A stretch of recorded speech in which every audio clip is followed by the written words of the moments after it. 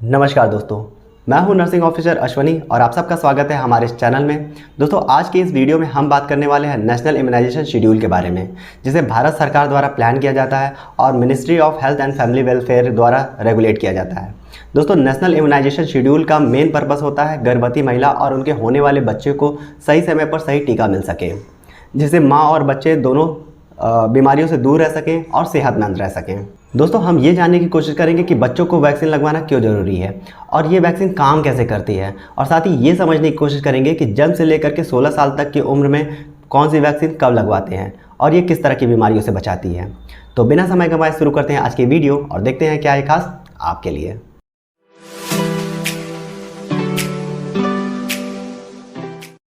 दोस्तों, जब बच्चे जन्म लेते हैं तो उनकी इम्यूनिटी पावर जो होती है वो बहुत ही लो रहती है, जिसकी वजह से उनके शरीर में वायरल या बैक्टीरियल इन्फेक्शन बहुत ही आसानी से एंटर कर जाते हैं और उन्हें बीमार कर देते हैं। वैक्सीनेशन के थ्रू हम उनकी बॉडी में आर्टिफिशियल या नेचुरल इम्यूनिटी डेवलप करते हैं, जिससे उनकी बीमारियों से बचाव हो सके। ध्यान दीजिएगा दोस्तों, वैक्सीन जो होती है वो सिर्फ बीमारियों से बचाव में काम आती है, इलाज में इसका कोई काम नहीं होता है। इसलिए अगर एक बार बीमारी हो गई तो इन वैक्सीन का फिर कोई रोल नहीं है। दोस्तों, अब हम ये समझते हैं कि वैक्सीन हमारे शरीर में काम कैसे करती है। वैक्सीन कुछ और नहीं बल्कि वायरस और बैक्टीरिया का ही कंट्रोल्ड फॉर्म होता है, जिसे हम बहुत ही सम अमाउंट में शरीर के अंदर इंसर्ट कराते हैं। वीक होने के कारण ये शरीर में ग्रो नहीं करती है, बल्कि हमारी शरीर के अंदर जो इम्यूनिटी सिस्टम होता है वो इनके खिलाफ एंटीबॉडी बनाना शुरू करती है। इन फ्यूचर कभी कोई बीमारी का वायरस बैक्टीरिया जब हमारे शरीर में एंटर करता है तो ये एंटीबॉडी जो होती है इनके खिलाफ लड़ना शुरू कर देती हैं और इससे हमारी क्या होती है कि बीमारियों से बचाव होती है। ये ठीक वैसे ही काम करता है जैसे देश की सेना को दुश्मन की पहचान कराई जाती है और उनसे लड़ने की टेक्निक सिखाई जाती है, ताकि ज़रूरत पड़ने पर हमारी देश की सेना दुश्मनों का खात्मा कर सके। दोस्तों, अब हम ये जानने की कोशिश करेंगे कि किस उम्र में कौन सी वैक्सीन लगाई जाती है और ये किन तरह की बीमारियों से बचाती है।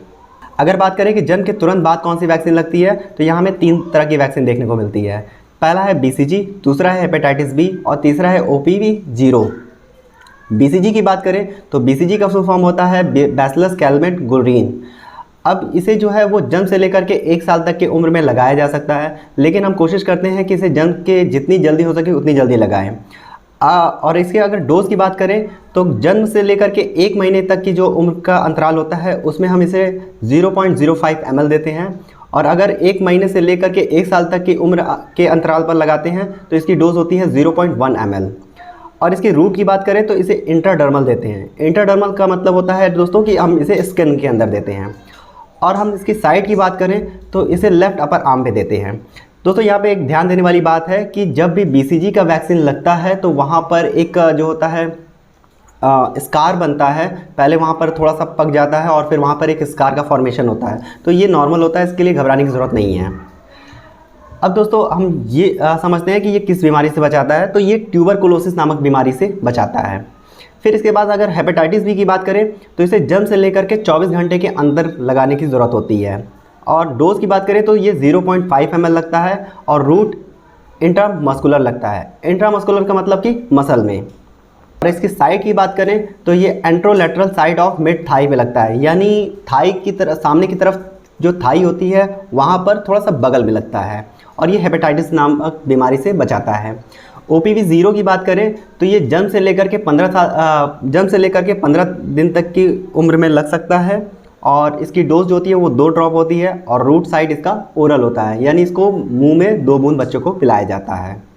जन्म के बाद अगली जो वैक्सीन लगती है वो बच्चे को 6ठे हफ्ते में लगती है, और 6ठे हफ्ते में 5 तरह की वैक्सीन जो होती है वो बच्चे को लगाई जाती है, जिसमें सबसे पहले है pentavalent first, rotavirus first, FIPV first, PCV first और OPV फर्स्ट।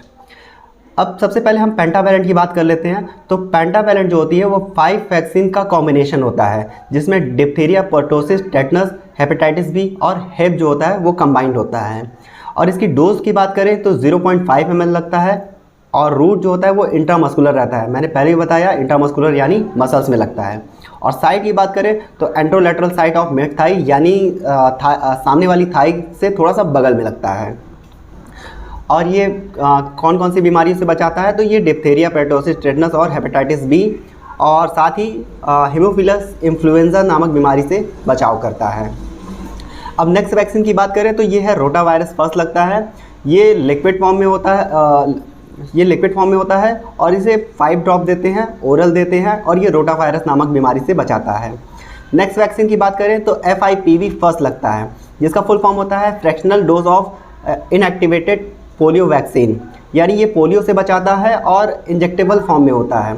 और इसकी डोज की बात करें तो ये 0.1 ml लगता है, और ये भी इंटरडर्मल लगता है। इंटरडर्मल यानी स्किन में लगता है।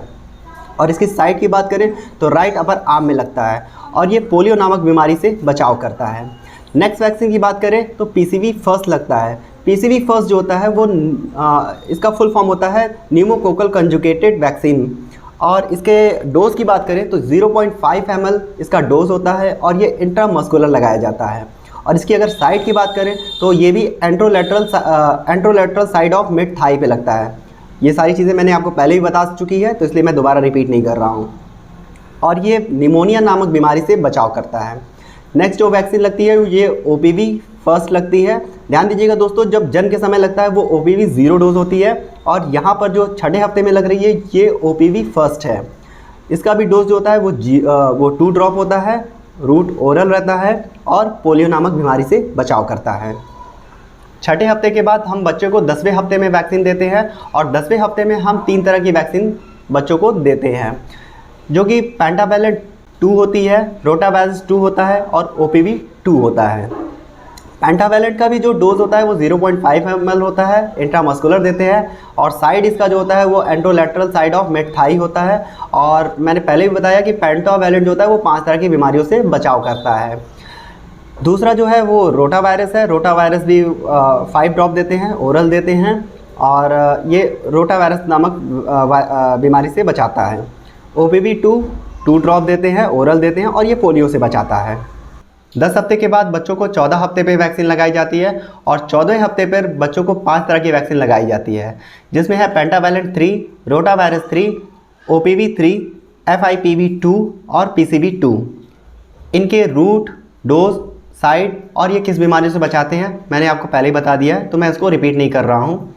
इसके बाद दोस्तों जो बच्चों को वैक्सीन लगती है वो 9 से लेकर के 12 मंथ के उम्र में लगती है।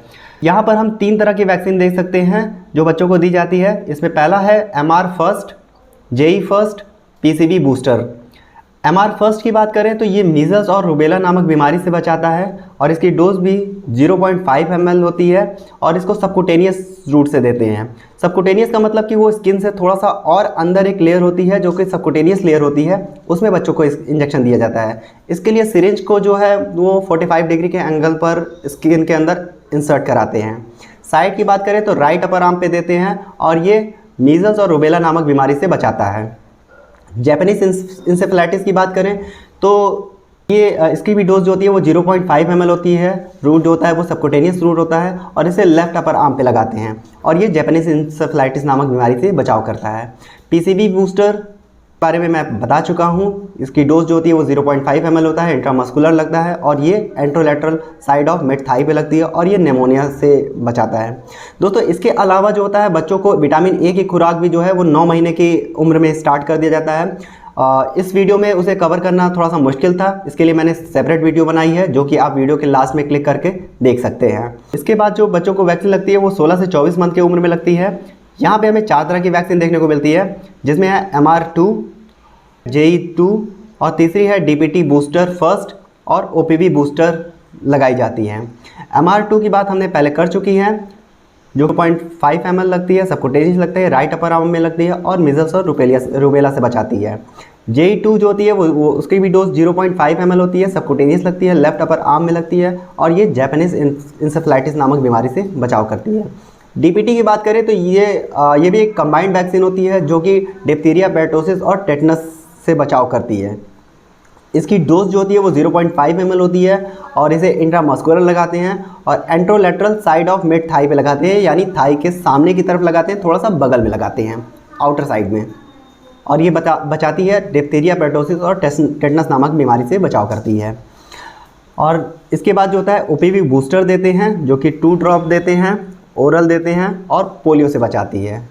24 महीने के बाद अब हम बच्चों को 5 से 6 साल की उम्र में वैक्सीन देते हैं, जिसमें हम DPT 2 देते हैं, जिसकी डोज 0.5 ml होती है, इंट्रामस्कुलर देती है और अपर आर्म में देते हैं।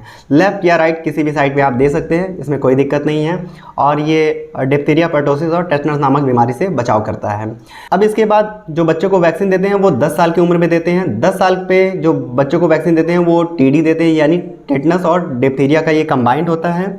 इसकी डोज 0.5 ml होती है और इसकी रूट जो होती है वो इंट्रामस्कुलर होती है, साइड अपर आर्म पर लगती है और ये टेटनस और डिप्थीरिया नामक बीमारी से बचाव करता है। अब जो आखिरी में जो वैक्सीन लगती है वो 16 साल की उम्र में लगती है, जो कि वापस से डीटी होती है, जो कि टेटनस और डिप्थीरिया का कंबाइंड वैक्सीन होती है। इसकी डोज की बात करें तो 0.5 ml होता है, रूट इसका इंट्रामस्कुलर होता है और इसकी जो साइट होती है वो अपर आर्म होती है और ये टेटनस और डिप्थीरिया नामक बीमारी से बचाव करता है। दोस्तों इस वीडियो में मैंने सिर्फ उन वैक्सीन को रखा है जो कि नेशनल इम्यूनाइजेशन शेड्यूल के अंतर्गत में आता है, यानी ये सारी वैक्सीन जो होती है वो बच्चों को लगवाना एकदम से मस्ट होता है, इसके बिना बिल्कुल भी काम नहीं चल सकता है। और ये सारी वैक्सीन जो है वो गवर्नमेंट हॉस्पिटल में फ्री ऑफ कॉस्ट अवेलेबल होती है। आप चाहे तो ऑल ओवर इंडिया कहीं भी आप इसको जा करके लगवा सकते हैं। इनके अलावा और भी कुछ वैक्सीन है, जैसे कि hepatitis A, influenza, chicken pox, mumps, typhoid और सर्वाइकल कैंसर की वैक्सीन, लेकिन ये इन्हें इम्यूनाइजेशन शेड्यूल में शामिल नहीं किया गया है, इसलिए ये गवर्नमेंट सप्लाई में नहीं होती है। अगर आप लगवाना चाहें तो आप किसी प्राइवेट हॉस्पिटल में जा करके इन्हें लगवा सकते हैं। अगर आप चाहते हैं कि मैं इन पर सेपरेट एक वीडियो बनाऊं तो आप मुझे कमेंट में ज़रूर लिखिएगा। और साथ ही दोस्तों विटामिन ए वाली वीडियो आप ज़रूर देखिएगा, क्योंकि वो इसी इम्यूनाइजेशन शेड्यूल का पार्ट है। ये वीडियो आपको कैसी लगी आप कमेंट में लिख करके बताइएगा और हमारे चैनल को लाइक और सब्सक्राइब ज़रूर कीजिएगा। धन्यवाद।